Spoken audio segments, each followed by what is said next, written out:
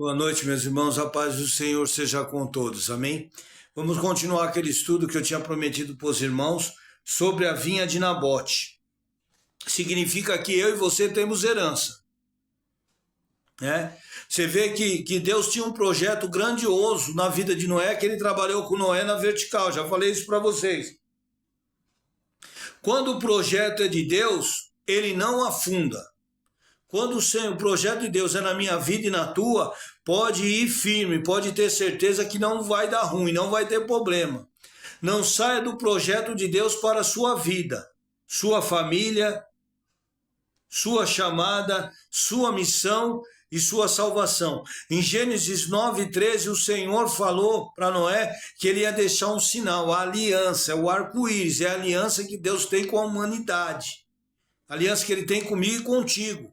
Por isso que nós passamos de ser a criatura a ser filho. Olha que privilégio que nós temos.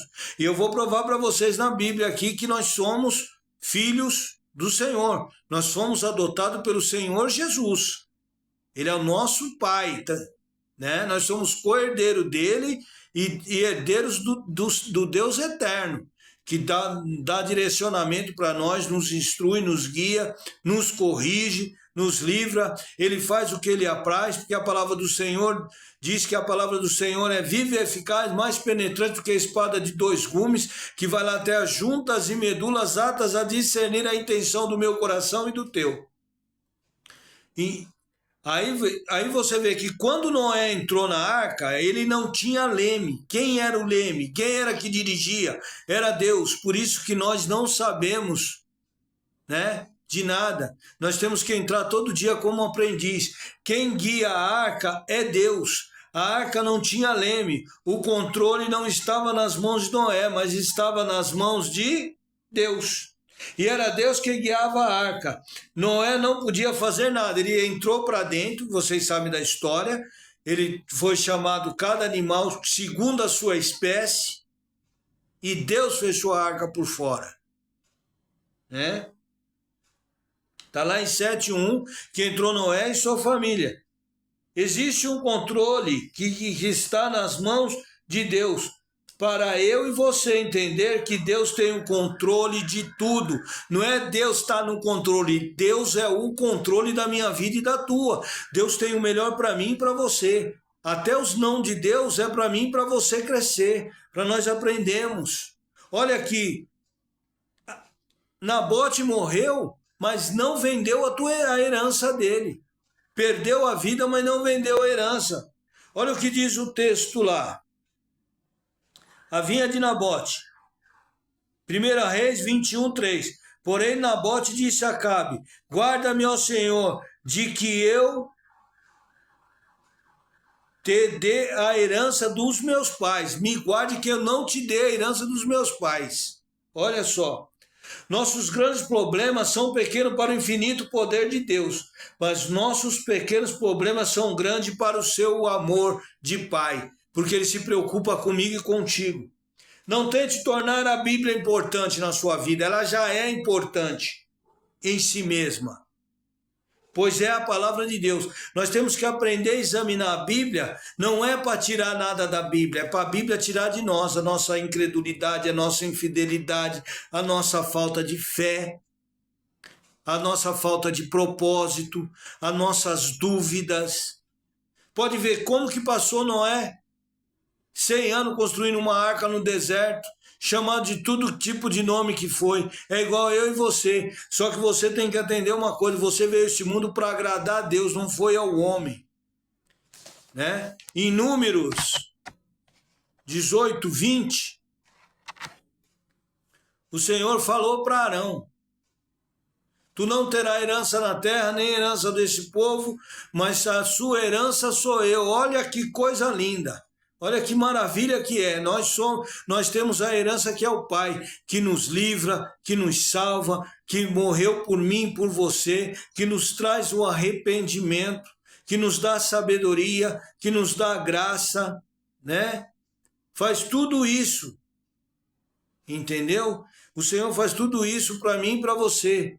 Cuidado com quem você está se aconselhando. Se aconselha com a palavra de Deus. Porque as pessoas só vão poder te aconselhar quem já passou por um problema, quem já teve essa situação. Quem nunca teve essa situação, ele não tem palavra para te dar conselho. Por isso que a palavra do Senhor diz que nas multidão dos conselhos, os projetos são estabelecidos.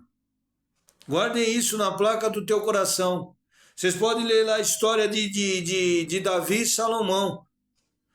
Davi deu um conselho para Salomão que seja homem, guarde os mandamentos, os estatutos e os juízos do Senhor, que tudo te irá bem. Olha só o que Davi falou para ele fazer. E como que a gente às vezes quer tomar conselho de qualquer maneira. Aqui Nabote ele seguiu os conselhos do seu próprio pai, que não era para vender a herança. E nós não podemos vender a nossa herança, o nosso projeto de chegar ao céu, o nosso projeto de conquistar a nossa salvação, de nós estarmos nos arrependendo todos os dias, nos estar nos perdoando todos os dias, nos criticando todos os dias, porque tudo que você ouvir, você tem que duvidar, analisar e criticar. Tudo. Aí nós vamos lá para Romanos 8,15. O espírito de adoção de filhos. Vou pegar nisso aqui, ó. Porque recebeste o espírito, olha lá o que diz a palavra do Senhor em Romano. Espírito de escravidão, ó. Olha o que diz a palavra. Porque não recebeste o espírito de escravidão, para outra vez estar em temor, mas recebeste o espírito de adoção de filhos, para qual clamamos Abba Pai. O 16, 8,16. O próprio Espírito testifica com o nosso espírito que somos filhos de Deus. O 17. E se nós somos filhos, somos logo herdeiros também, verdadeiramente herdeiros de Deus e co-herdeiros de Cristo. Se é certo que com ele padecemos, para que também com ele sejamos glorificados. Porque para mim, tenho por certo que as aflições deste tempo presente não se pode comparar com a glória que em nós há de ser revelada. Por quê? Porque você vai ter o espírito de temor, o espírito de ensinamento, o espírito de sabedoria que vem do Pai. Para mim e para você. Por isso que nós devemos clamar: ah, papai, paizinho, pai querido, seja feita a tua vontade como na oração do Pai Nosso. Não queremos tomar atitude e decisões sem fundamentos, né? Tem pessoa que vem querer te dar um conselho e falar é uma crítica construtiva. Aí tu pergunta para ele, o que você construiu? Ele vai falar nada. Aí como é que ele vai te aconselhar? Só te pode aconselhar quem viveu, quem passou, né? Nós que temos a marca de Cristo, seguimos as pegadas do Senhor Jesus, entristecido, desanimado, mas nós nunca estamos desamparados. A fé, em Romanos 11, Hebreus 11:1 diz que ora, a fé é o firme fundamento das coisas que a gente não vê, mas que nós esperamos. Olha só, então nós temos que ter fé que o Senhor é galardoador da minha vida e da tua. Aí em Romanos, continuando lá, o 15, né? Espírito de adoção. Um exemplo de algo muito comum entre as pessoas, prática de adoção. O adotado deixava de ter a condição de órfão para se unir a uma outra família, com isso se tornava herdeiro. Também, no sentido espiritual, éramos filhos da escravidão, porém fomos adotados pelo Espírito Santo. E assim fomos inseridos à família de Deus.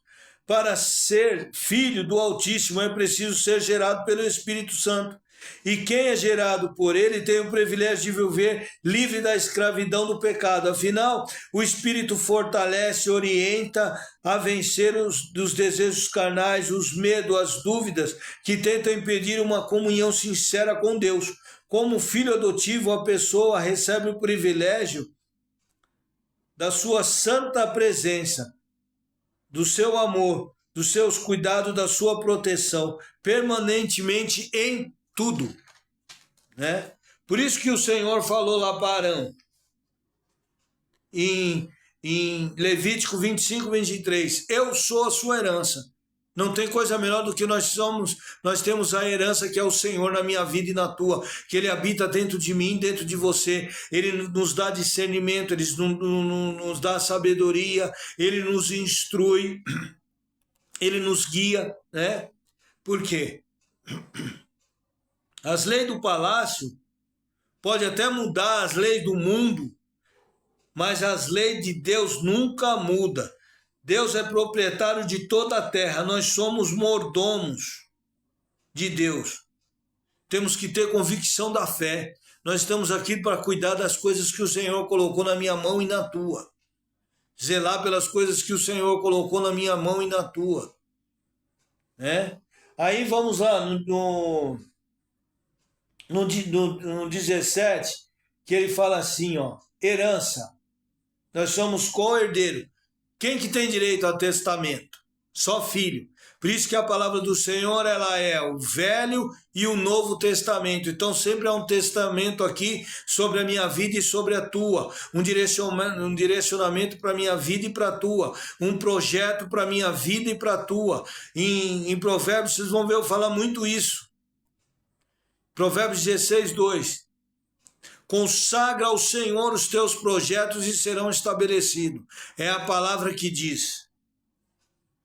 Herança dos filhos. O Espírito Santo é a herança maior que Deus para os seus filhos. Mas o fato de tê-lo em nossa vida não significa que estaremos livres de aflições. Se o próprio Jesus padeceu neste mundo, nós também sofreremos. Porém, todo sofrimento, toda rejeição, toda humilhação a que ele foi submetido, redundou em grande glória e louvor ao seu santo nome. Se quiseres ser participante dessa mesma glória, teremos que ser participantes das mesmas aflições que ele passou neste mundo. Contudo, não enfrentaremos sozinho.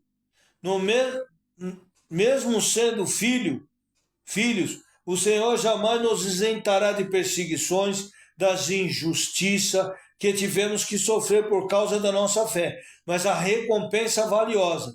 Por isso vale a pena perseverar e permanecer fiel até o fim, para herdar a vida eterna. O Senhor Jesus falou o que para mim e para você? No mundo tereis aflições, mas tenha bom ânimo, eu venci o mundo. Vou deixar uns pensamentos aqui para vocês. Deus, ele é onisciente, onipresente e onipotente. Ele sabe o lugar ao qual você pertence. Ele tem os planos em comum para você. Ele lançou sementes grandiosas em você enquanto você estava no ventre da tua mãe. Então você é projeto de Deus. A palavra do Senhor diz, ainda que teus pais te abandonassem, eu, todavia, não te abandonaria. Deus sempre vai enviar alguém para te auxiliar. Sempre alguém para cuidar de você. Sempre alguém para ser um canal de bênção na tua vida. Levante de manhã. Fale como um vencedor. Pense como um vencedor. Dê risada como um vencedor. E não como vítima. Nosso Pai Celestial ouve o clamor do seu coração e Ele irá realizar grandes planos reservados para a sua vida e para a minha. Pode ter certeza disso. O Senhor tem coisas grandiosas para reservar na minha vida e na tua vida.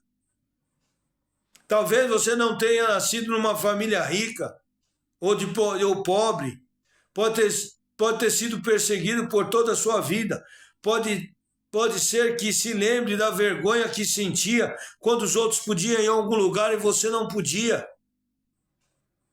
Mas isso, o Senhor Jesus, ele falou, usando o apóstolo Paulo, Filipenses 3, 13 e 14, uma coisa eu faço, que me esquecendo para as coisas que para trás ficam e avançando para o alvo. Lembra que eu falei para vocês sobre o passado? Passado tem a ver com depressão. Estresse tem a ver com o dia de hoje. E ansiosidade com o dia de amanhã. E a palavra do Senhor diz, mais vale um dia na tua casa do que 1000 dias fora. Depois você lê lá em Salmos 84, 10. Que um dia para Deus é como 1000 anos para mim e para ti. Olha só como que é que Deus trabalha na minha vida e na tua. Faz as contas quanto que é esse tempo todo.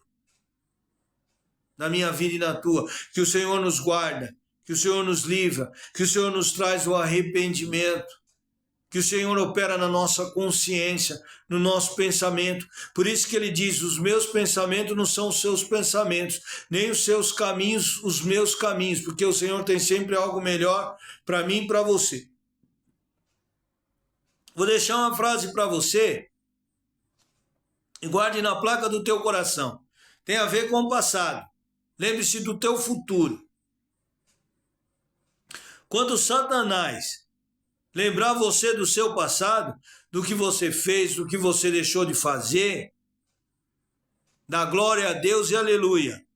E lembra a ele, e lembre-o do futuro dele.